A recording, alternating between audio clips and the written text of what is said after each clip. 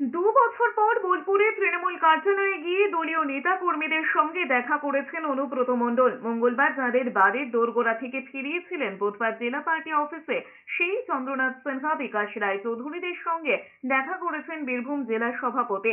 এদিকে 2 বছর পর বোলপুরে জেলা পার্টি অফিসে অনুব্রত মণ্ডল পা রাখতে উচ্ছ্বাসে ফেটে পড়েন তৃণমূল কর্মীরা। কৃষ্ণর নামে স্লোগান দিতে থাকেন তারা। তবে অন্যরা এলেও অনুপস্থিত ছিলেন কাজল শেখ। বোলপুরে পার্টি অফিস থেকে কোর কমিটির কোডিং সরিয়ে দেওয়া নিয়ে অসন্তুষ্ট কাজল শেখ বলেছেন, 2024 নির্বাচনে দলকে ভালো রেজাল্ট কিন্তু কোর কমিটিই দিয়েছে, তাই কোর কমিটির ছবি সরিয়ে দেওয়া ঠিক হয়নি বলেই মন্তব্য করেছেন কাজল শেখ।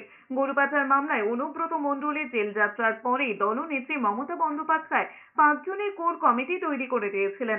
অনুব্রত মণ্ডলের ছবি সরিয়ে জেলা কার্যালয়ে এতদিন চন্দ্রনাথ সিনহা, অভিজিৎ সিনহা, আশিস বন্দ্যোপাধ্যায়, বিকাশ রায়চৌধুরী এবং সুদীপ্ত ঘোষের ছবি দেওয়া হোর্ডিং লাগানো ছিল।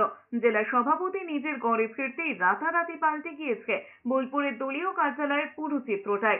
এখন বীরভূম শুধুই অনুব্রতময়।